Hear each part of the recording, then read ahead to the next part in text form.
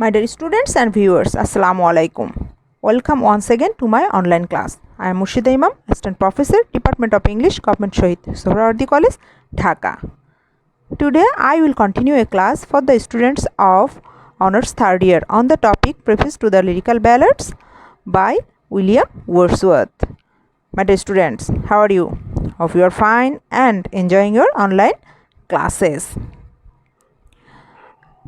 My dear students, you know, in our previous class we completed or explained that is the first 7 paras of the text Preface to the Lyrical Ballads 1802, and today we will start from para 8.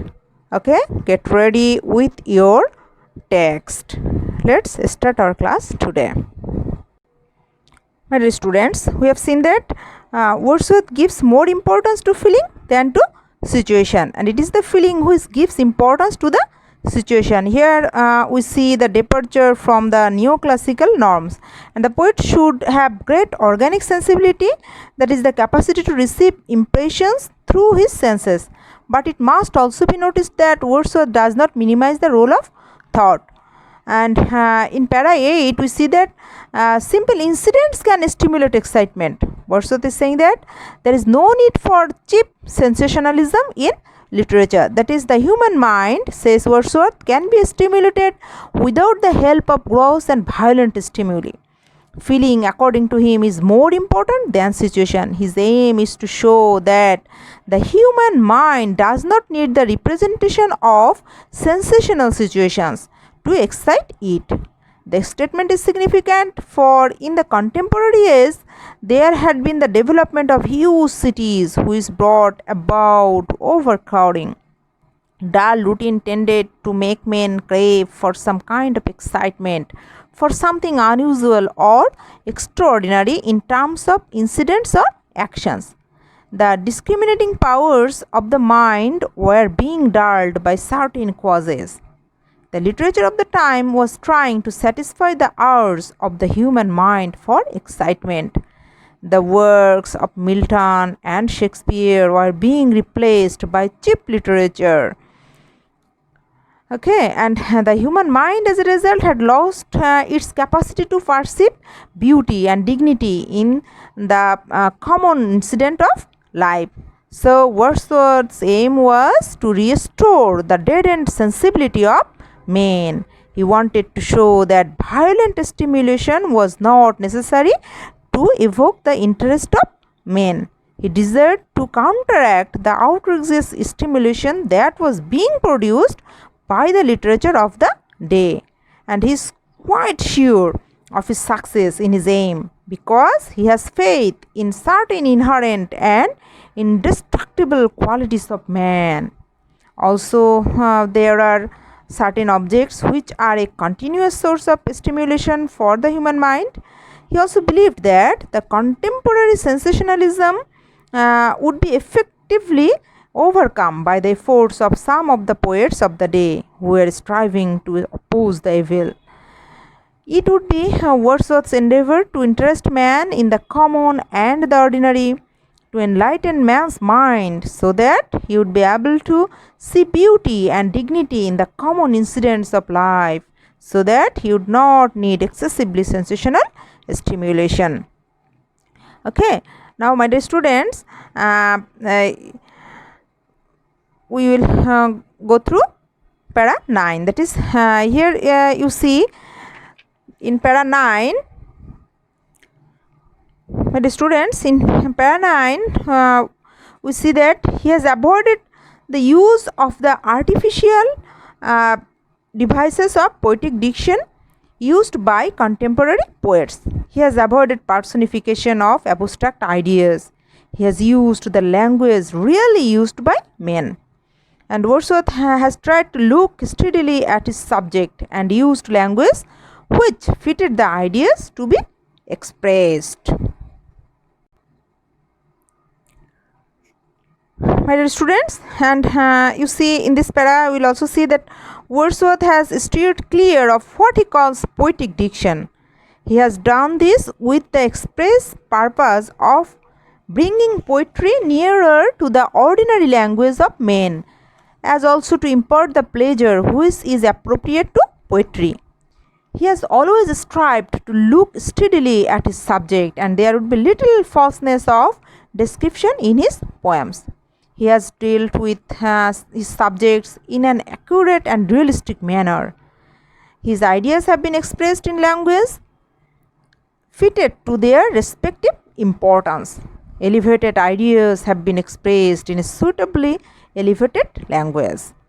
He has taken pains to keep clear of a large number of phrases and terms which had become hackneyed through constant and unnecessary use by poets.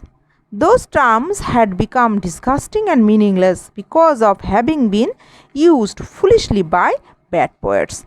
And that's all about para 9 in brief. Then let's go to next para.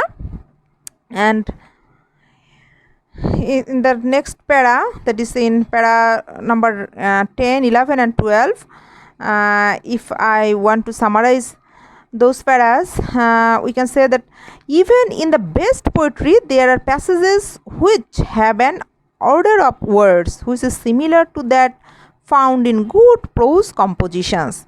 The only difference is in the meter. Mark this line, my dear students, please. The only difference is in the meter. Wordsworth concludes that there neither is nor can be any essential difference between the language of prose and metrical composition, that is poetry. The only difference is that poetry uses meter. Otherwise, the same human blood circulates through the veins of both. They are related with each other in their nature, function and appeal. Okay. Here we'll also see that Wordsworth quotes a sonnet of Thomas Gray to prove that even in his poetry the language of some significant lines did not differ from that of prose. And Wordsworth comes to the conclusion that there is no essential difference between the language of prose and that of metrical composition.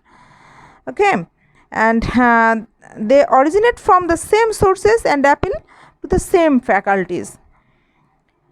So, my dear students, according to Wordsworth, we see that that is the same human blood, he says, runs through the veins of both poetry and prose, and these lines are very, very important for explanation. Mark those lines, please.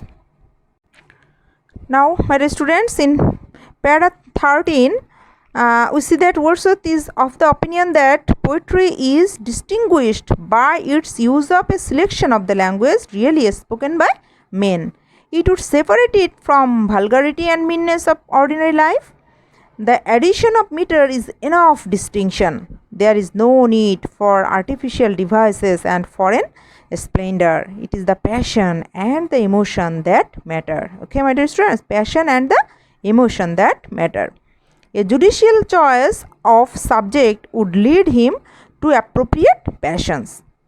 So, elevated passions and emotions would by themselves ennoble diction.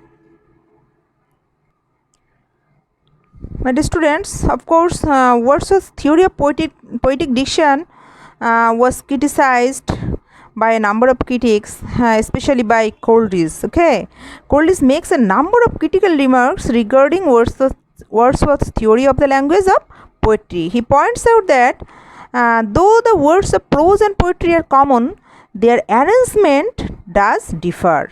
He also remarks that meter is necessary for poetry. Moreover, meter is an artificial device, so why should one not adopt other artificial devices?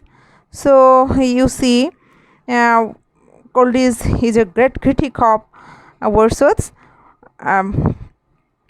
theory of poetic diction. My dear students, para 14 and 15 is very, very important.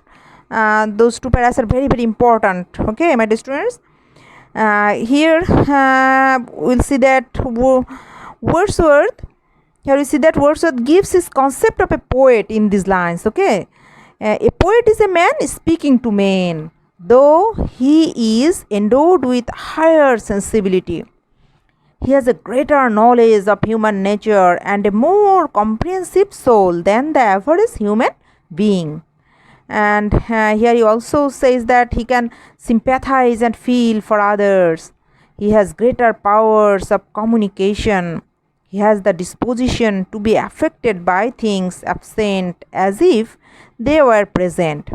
He can express better those thoughts and feelings which arise in him without immediate external stimulation. So, my dear students, in para 14 and 15, we see that Wordsworth's answer of what is a poet. According to Wordsworth, what is a poet? We find the answer of Wordsworth here. He asks the question and then answers. That is, an important part of the preface is that in which Wordsworth considers the question, what is a poet? Okay, so those two paras are very, very important. His concept is romantic. Okay, for the emphasis is on poetry as communication. Furthermore, the poet has become a man among men rather than a person sitting in an ivory tower looking down on select sections of humanity. Wordsworth considers what a poet is, to whom he addresses himself, and what language is used by him. First, a poet is a man speaking to men. I mentioned earlier, that is, he writes not only for his own pleasure, but in order to communicate his emotions and feelings to others. Thus, we see that according to Wordsworth's conception of a poet, the poet has a social function. Further, a poet is also different from other men because he has a more lively sensibility. His reactions to outside impressions are stronger, and so his emotions and passions are more enthusiastic, more tender, and more powerful. A poet has a greater degree of imaginative power than other men. As a result, he can more vividly react emotionally even to events which he does not himself experience. He is capable of being affected by absent things as if they were present. He has the ability to conjure up in himself passions which are indeed far from being the same as those produced by real events, yet do more nearly resemble the passions produced by real events. He has a greater knowledge of human nature. He is thus able to understand passions even if he has not directly experienced them. He has also a more comprehensive soul.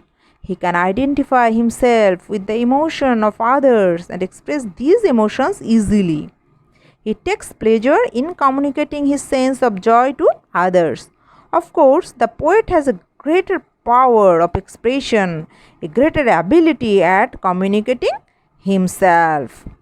Though the poet possesses the ability to express himself about emotions which he has not directly felt, still it must fall short of that language which is uttered by men really experiencing it in life. The poet writes of emotions which his characters are supposed to have experienced. Hence, the passions which he communicates are mere shadows. It might thus come about that the language used by the poet is mechanical and lacking in warmth and liveliness. The poet should try to identify himself emotionally with the character whose feelings he is conveying. He should convey the feelings in a language which would be used by the characters in real life. The identification can be achieved through imaginative powers and heightened sensibility. And according to Wordsworth, the purpose of poetry is to give pleasure. The poet is no longer a social instrument but an individual placed with his own passions and volitions. He is not a mere copier but a creator. Okay, sensibility becomes more important than rationality. Sensibility becomes more important than rationality. The poet, one notices, differs from other men not in kind but in degree alone. There is a simplistic dichotomy between truth and art. The poet thinks and feels in the spirit of human passions. So he must renounce all special devices of speech and express himself as other men express themselves. So, Wordsworth's opinion on the qualifications of the poet, in one sense, set the poet further apart from the ordinary man, though this is the last thing to which Wordsworth would have admitted. The poet must have certain gifts which are not common among mankind. This idea would soon lead to the conception of the poet as a genius, and eventually critics will want the poet to be not merely a superior man speaking to men, but a superior man speaking only to a superior man. This, of course, would be in the future. My dear students, so language of poetry is, of course, the language spoken by men in real life, and but there is also a principle of selection involved. There have to be modification in the language really spoken by man, so that the pleasure of poetry is enhanced. So, my dear students, that's all about para number 14 and 15, and I have mentioned that those two paras are these two paras are very important for explanation and also for the question, that is Wordsworth's conception of a poet. Okay, now my dear students, go to next para please, and go to now we'll discuss para number 16 and 17. Okay, in para 16 and 17 we see that the poet communicates emotions which he has not directly experienced. I mentioned earlier, that is, hence his language might tend to be mechanical. His language would only be a shadow of that which is uttered by men in real life under the actual pressure of passions. So in those paras we also see the conception of a poet of William Wordsworth. So he is also here he is saying that his language would only be a shadow of that which is uttered by men in real life under the actual pressure of passions. The poet should try to identify himself with his characters whose feelings he is describing. He would be able then to make his language forceful and lively. At the same time, the poet should purify language of the disgusting and painful, for the aim of poetry is to give pleasure. So, para number 14, that's all about para number 14, 15, 16 and 17. Okay, in those four paras we see that the Wordsworth's conception of a poet, that is, what is a poet. So my dear students, no more today. In our next class we will read other paras of this of our text, Preface to the Lyrical Ballads 1802. Okay, then from our today's discussion I want to give you homework. My dear students, our today's homework is that I want to give you two explanations. Okay, that is, explain the following lines. Write down please. Explain the following lines. Number A. My dear students, write down the lines please. Number A. Poetry sheds no tears such as angels weep, but natural and human tears. She can boast of no celestial ichor that distinguishes her vital juices from those of prose. The same human blood circulates through the veins of them both. Okay, you have to explain those lines. Okay, and then number B. Okay, that is another explanation for you. A poet is a man speaking to men. Okay, you have to explain the line, that is, a poet is a man speaking to men. That's all, my dear students. Then in our next class we will read next other paras of this text. Hope all of you will do your homework. My dear students, thank you very much for being with me so long. See you again in our next class. Till then, goodbye. Allah Hafiz.